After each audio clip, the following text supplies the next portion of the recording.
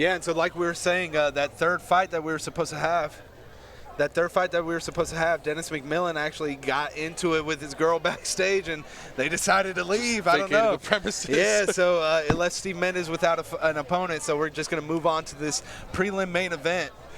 Right, we have DeSanley Estiverne coming back to us. We haven't seen him for a little while, but he's going up against Alex Farfan in your preliminary main event. This is going to be a full rules Muay Thai kickboxing matchup with elbows. So you can expect some high-intensity action here tonight. So let's send you up now for the official introduction of that fight.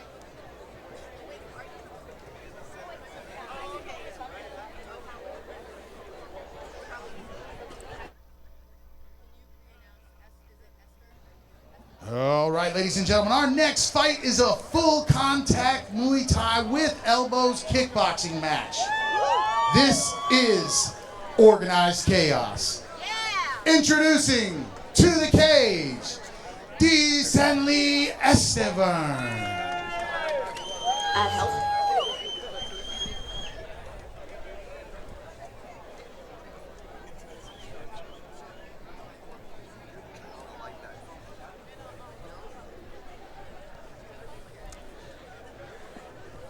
And DeSanley Estiverne. That's a name if I've ever heard one, but he's on the way. And like you heard Big Boy say, this is going to be full rules Muay Thai kickboxing. We're going to get some elbows. We're going to get some nose broken.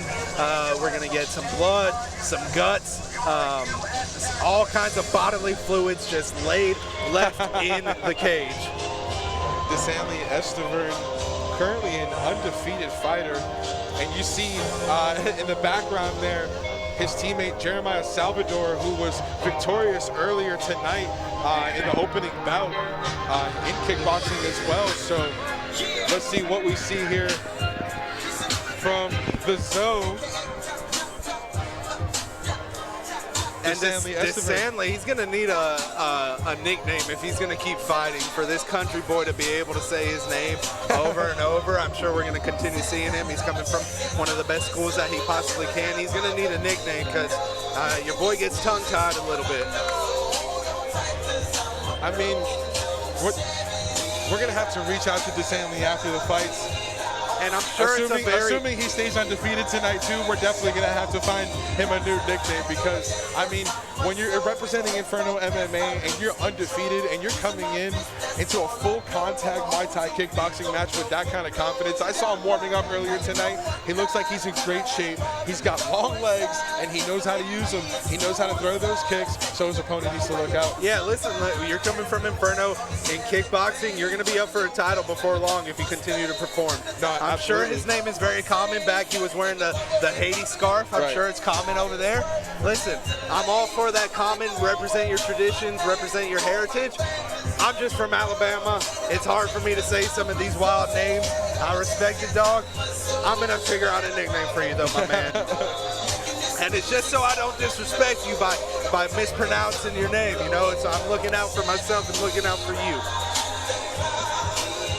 Excited to see what DeSanley's going to do. He's getting the final words from Coach Blaze there, Crafton Wallace, giving him those final instructions as he gets ready to step into the cage. Yeah, I mean, look at him. He looks like he's in fantastic shape, ready to get into this one. I mean, last time we saw him was back at Combat Quest Dogfights 1. He had a third-round knockout over Eric Copeland in a Muay Thai kickboxing matchup. And his opponent, Alex Farfan. Now, okay, Alex Farfan. Alex Farfan, representing Freestyle Muay Thai. He's had 7 fights so far. He's got a 4-3 record. Last time we saw him was actually also back at Dogfights 1. He had a split decision victory over John Lee Bodiford. And there we see the man, Alex Farfan. He's looking to show up. Like you said, he's had 7 fights. He's seen just about everything a Muay Thai fight can bring. So he's experienced. There's not much you can throw at him that he won't be ready for. Absolutely. I mean, he's won 4 of those fights, so he knows how to get the victory. He's wearing the traditional headgear and play. Freestyle Muay Thai is very, very big on the traditional values, just as you were talking about earlier. Right, and that's one thing. I've never specifically trained in Muay Thai or kickboxing myself, but that's one thing that I can appreciate about it is how tradition-based it is, how almost ancient and historic the actions that they have, the respect that they give to this sport. It's beautiful. It's, as a fight fan myself, as a fighter myself, I love to see it. Absolutely. I mean, this is going to be a very interesting preliminary main event. And we still have the whole main card coming up right after that, but we're about to get down to it, ladies and gentlemen. The lights are up. Let's send you back up to Big Boy for the official announcement of our fighters.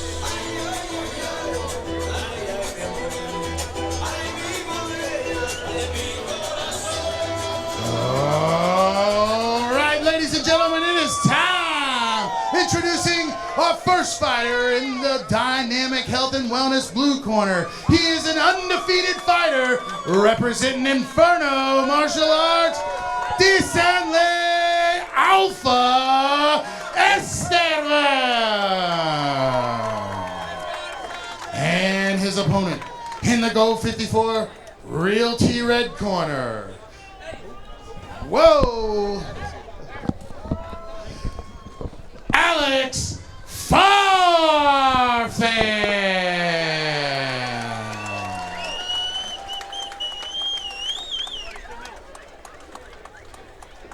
If I say stop, stop what you're doing. Full more time, elbows included.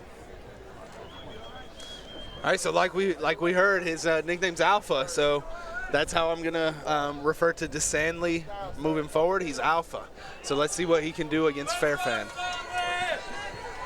Just a reminder, it's full rules kickboxing. We're gonna see some bows thrown. Here we go, DeSanley Estiverne with a hot start, running right into the fire. Woo! Starting off hot and here in our main event, DeSanley Estiverne bringing the action, turning up the heat. Nice left hand out of that transition.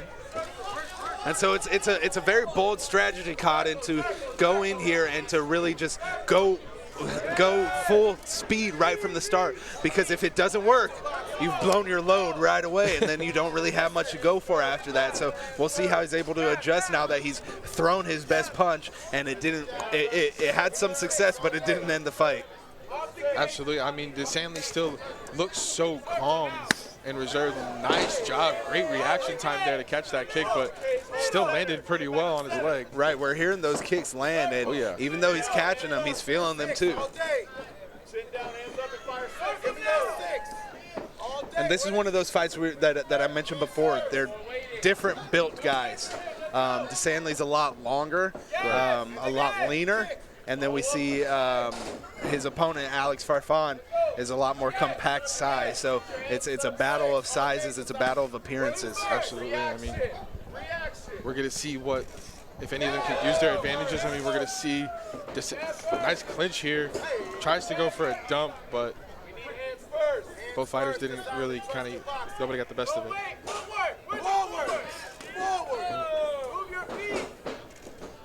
Like I said before, that's the advantage of being the taller fighter. You can see things. You're able to control the fight, and you see things from a lot further away. 10 seconds left in this round here in your main event for the preliminary card. Oh. And he just barely missed that Superman punch. That could have, if that would have landed, that would have been something to write home about. But what I liked right towards that end, I don't know if you caught it, is Alpha threw a normal kick, and he stayed there and then threw that push kick from it. He didn't turn himself around. He landed in the position, and he was able to adjust and use his positioning to press forward, and that was really impressive for me. It was a small thing that you don't, if you're not an established fighter, you don't notice that stuff, but it's almost like it's The Rock in the wrestling ring. It's no wasted movement. Every single thing you do has a next step from it. Right. Especially, I mean, you saw those quick reactions in the replay from DeSanley Estiverne. I mean, it seems like he's firing on all cylinders here tonight so far. He's got Coach Blaze in his ear right now, trying to make some adjustments here for the second round. We're going to see how it's going to fare here in your preliminary main event. But, I mean, yeah. I mean, that's what you'd expect from Inferno, to have somebody that's able to cleanly move from offensive attack to the next one to the next one. There we go. Cage doors are sealed and we are underway. Both fighters trying to go for a kick right out the gate. And that's kind of what I meant right there. You saw Alex throw that kick and get off balance from the kick. That was something so beautiful about Alpha, is he's able to keep his balance and move into something else moving forward. Ooh. Right here from DeSanley Estiverne. Where's my kick after? I throw a hook, I throw a kick. Try to go for the spinning back fist. Simple. Straight boxing, go. Forward. Forward, forward. 12 and 6, let's go. And Team Inferno's over here. Crew Wallace pleading for him to push forward. Start throwing some combos. Let's see if he's able to do that here. Both fighters are seeming a little skittish right now. Right, yeah, they're it's almost as if they don't want to get hit. And with a sport like this, I mean, you're going to get hit. Head kick or kicked. Don't let him out. You corner him, you keep him there. Pay you to get out there. Keep him right here. Don't let him out. And as a fighter, this is something starting so to turn small, the heat up right here in front of us. but you want to keep your opponent in your corner. They can't hear their coaches. You can hear your coaches just fine.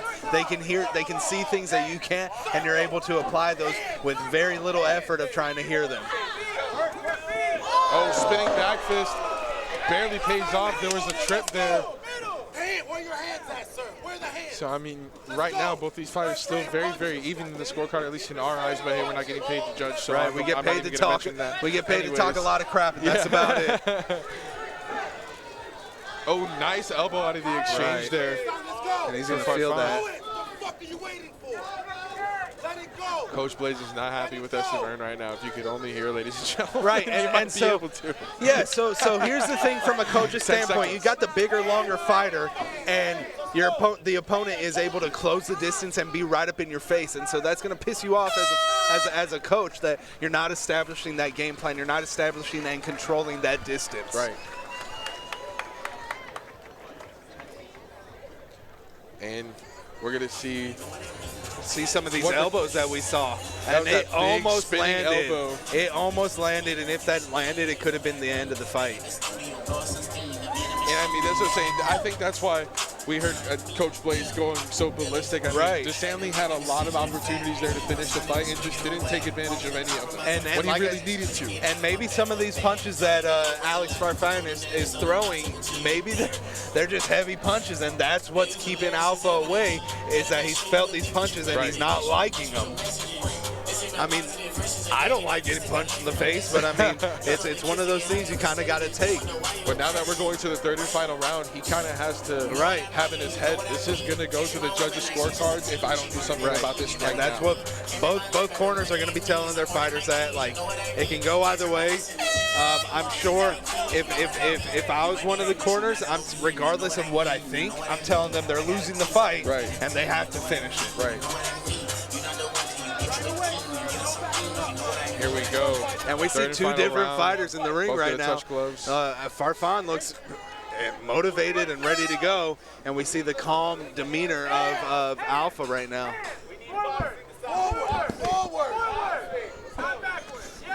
Forward. Again. 2, 1, 2. Let's see if Estiverne is able to push forward, but Farfan landing a nice leg kick there.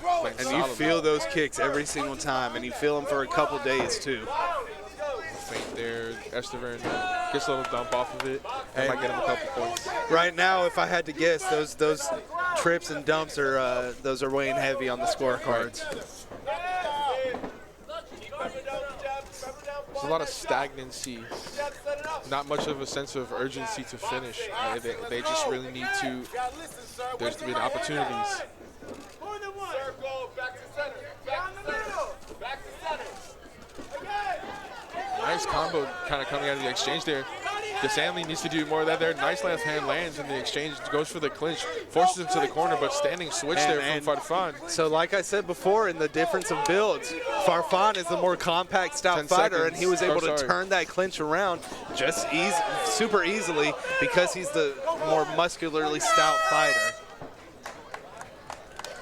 And that's the end of the bout. That was your main event, ladies and gentlemen. Your preliminary main event. What the judges' scorecards are going to have to say about that. But I mean, a great performance is showing for both of these pretty well experienced amateur fighters at this point. I mean, as we were mentioning, Farfan has 7 fights. He's got 4 wins. And then DeSanley Estiverne, 3 fights, 3 wins. So he's got 100% batting average right now. So we really got to see what's going to happen. Is DeSanley Estiverne's going to go today? And so, like I said, I think those jumps and trips are going to be weighing very heavily on the scorecards. And I think that could be what separates an otherwise pretty even fight.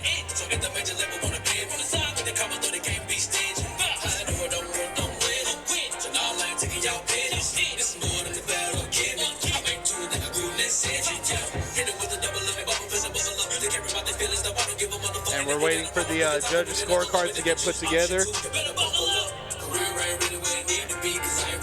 All right, ladies and gentlemen, after 3 rounds of all-out Muay Thai elbow action, we go to the judges' scorecard. It's a unanimous decision for the blue corner,